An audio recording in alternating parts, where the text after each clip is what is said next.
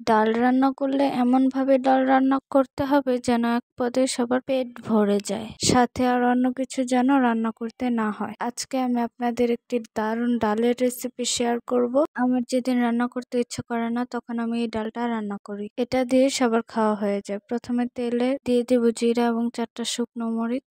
মসুরের ডাল দিয়ে দিচ্ছি ধুয়ে রাখা। এখন দিয়ে দিব আলু, 2টা আলু কুচি দিয়েছি। আর তারপর দিয়ে দিব টমেটো। টমেটো কিন্তু এখানে আমি 2টা নিয়েছি। তার সাথে কাঁচামরিচ চিড়ে দিয়ে দিয়েছি, 6-7টা কাঁচামরিচ দিয়েছি এবং পেঁয়াজ কুচি দিয়ে দিলাম 2টার মতো। এখন এখানে আমি দিয়ে দিব রসুন। রসুনের পরিমাণ একটু বেশি দিয়ে দিবেন, তাহলে হবে কি ডালটা খেতে ভালো লাগবে। দিয়ে দিব মরিচের গুঁড়া 1/2 চামচ, হলুদের গুঁড়া 1/2 চামচ এবং স্বাদ মতো লবণ। এগুলো দেওয়ার পরে খুব ভালোভাবে নাড়াচাড়া দিয়ে এগুলো মিশিয়ে নিতে হবে যেন সবকিছু ভালোভাবে কষানো হয়ে যায়। একটু সময় নিয়ে ভাজতে হবে এবং কষিয়ে নিতে হবে। প্রায় 10 মিনিটের মতো এটাকে আমি কষিয়ে নিয়েছি। আর এভাবে ভেজে নিলে হয় কি ডালের যে একটা কাঁচা গন্ধ থাকে সেটাও চলে যায়। এবার দিয়ে দিব আমি পানি। পানির পরিমাণটা এমন ভাবে দিবেন যেন ডালটা সিদ্ধ হয়ে একদম গলে না যায়, টুকুটা কুটা থাকে, তবে সিদ্ধ হয়ে যাবে এরকম। মানে আমরা ডাল চচ্চড়ি করার সময় যেমন করে থাকি ঠিক সেরকম। তো আমি ঢাকনা দিয়ে রেখেছিলাম, ডালটা প্রায় অনেকটাই সিদ্ধ হয়ে এসেছে।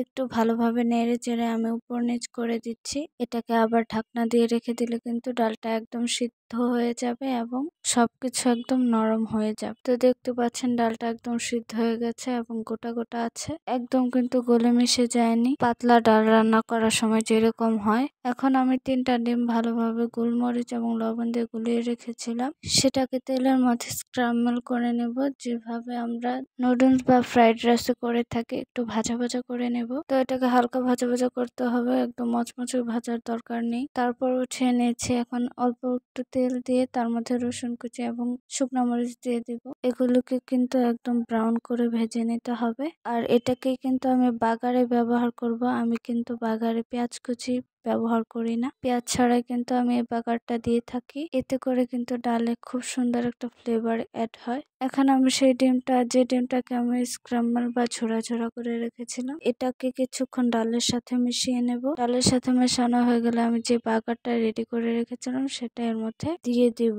আর এই বাগারটা দেওয়ার সময় এত সুন্দর একটা স্মেল আসে। আর এই ডালটা রান্না করলে অন্য কিছু রান্না করার কিন্তু প্রয়োজন হবে না, কারণ এই ডালটা দিয়ে সবাই একদম চেটেপুটে খেয়ে পেট ভরে খেয়ে উঠতে পারবে। তো এখন এটাকে একটু ভালোভাবে নেড়ে চেড়ে লাস্টে একটু উপর থেকে ধনিয়া পাতা দিয়ে দিচ্ছি। ধনিয়া পাতা দেওয়ার পর আবারও 1 মিনিটের মতো এটাকে একটু নেড়ে নিব। তো আজকে আমি আপনাদের যে ডালের রেসিপিটা দেখাচ্ছি সেখানে আলুর পরিবর্তে শীতকালীন যে সবজি যেমন মূলা, তারপর শালগম, এগুলোও কিন্তু আপনারা এখানে ব্যবহার করতে পারেন। আমার এই ভিডিওটা ভালো লাগলে লাইক কমেন্ট শেয়ার করে পাশে থাকবেন। সবার আগে ভিডিও পেতে চ্যানেলটি সাবস্ক্রাইব করে দিবেন। আল্লাহ হাফেজ।